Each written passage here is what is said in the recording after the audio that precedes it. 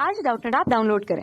Doubtnut पर अपने सभी गणित, रसायन विज्ञान, भौतिक विज्ञान और जीव विज्ञान के डाउट्स का करो सफाया। बस प्रश्न की फोटो खींचो, एक ही प्रश्न को क्रॉप करो और तुरंत वीडियो सोल्यूशन पाओ। अभी डाउनलोड करें। हाय स्टूडेंट्स, सवाल हमें दिया गया है हाइड्रोजन स्पेक्ट्रम का बोर सिद्धांत क्या है। ठीक है, तो हाइड्रोजन स्पेक्ट्रम के लिए बोर ने क्या सिद्धांत दिया था वो पूछा है। ठीक है, तो बोर की संकल्पना के अनुसार हाइड्रोजन स्पेक्ट्रम के लिए बोर ने निम्नलिखित अभिक्रिया दिए थे। ठीक है, तो सबसे पहला देखिए उन्होंने क्या कहा था कि परमाणु में जो इलेक्ट्रॉन होते हैं वे वृत्तीय के पथों पर नाभिक के चारों ओर घूमते हैं। ठीक है, परमाणु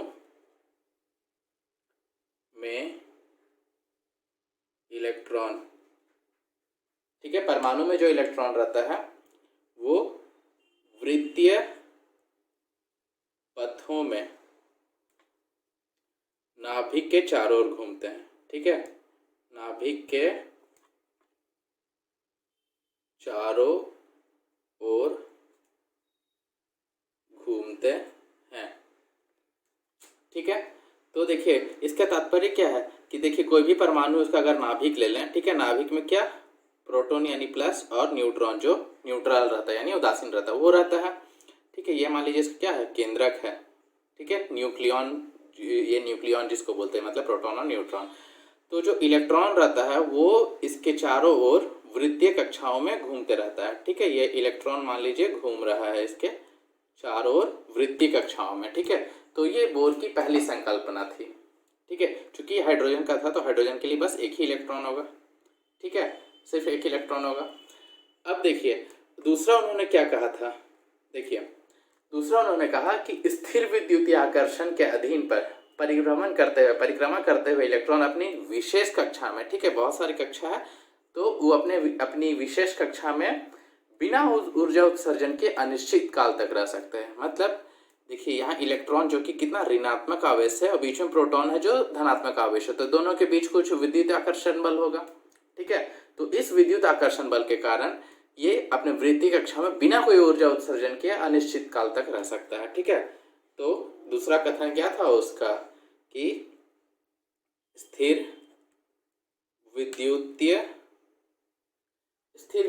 आकर्षण के कारण इलेक्ट्रॉन बिना ऊर्जा उत्सर्जित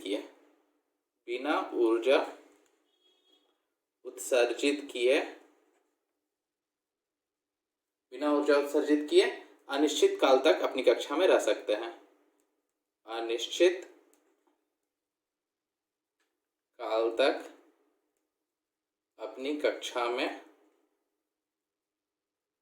परिक्रमा करते हैं। ठीक है, परिक्रमा करते हैं।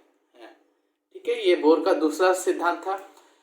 बोर ने तीसरा सिद्धांत क्या दिया था कि जो इलेक्ट्रॉन है, ठीक है, वो सिर्फ और सिर्फ उन्हीं कक्षाओं में घूमेंगे। ठीक है, उन्हीं कक्षाओं में रह सकते हैं जिस परमाणु का मतलब जिसके लिए परमाणु का कोणीय संवेग, ठीक है, L, कोणीय संवेग कितना, h/2π का गुणज हो, पूर्ण गुणज। ठीक है, L/h π का पूर्णांक गुणज हो, मतलब L बराबर NH/2π हो, जहां N क्या है, N मेरा 1 2 3 डॉट डॉट डॉट ऐसा। ठीक है, मतलब इलेक्ट्रॉन सिर्फ उन्हीं कक्षाओं में रह सकते हैं जिसके लिए परमाणु का जो मेरा कोणीय संवेग है, ठीक है, ये क्या है, ये मेरा कोणीय संवेग है, ये NH/2π के बराबर हो।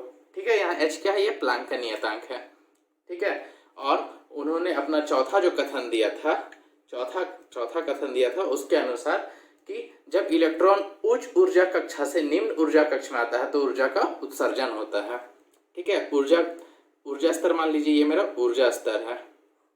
ठीक है, ये E0 E1 E2 E1 E2 E3 E4 ऐसे करके En मान लीजिए मेरा ऊर्जा स्तर है। ठीक है, तो जब कोई इलेक्ट्रॉन ऊंची स्तर वाली ऊर्जा से, ठीक है, उच्च ऊर्जा कक्षा से निम्न ऊर्जा कक्षा में आता है, मान लीजिए E4 से कहाँ गया, E1 में गया। ठीक है, तो उसमें क्या होता है, ऊर्जा का उत्सर्जन होता है। ठीक है, E4 माइनस E1 हो जाएगा मेरा जो ऊर्जा का उत्सर्जन होगा। ठीक है, ये बोर ने कहा था। ठीक है, तो यही हो गया हमारा आंसर।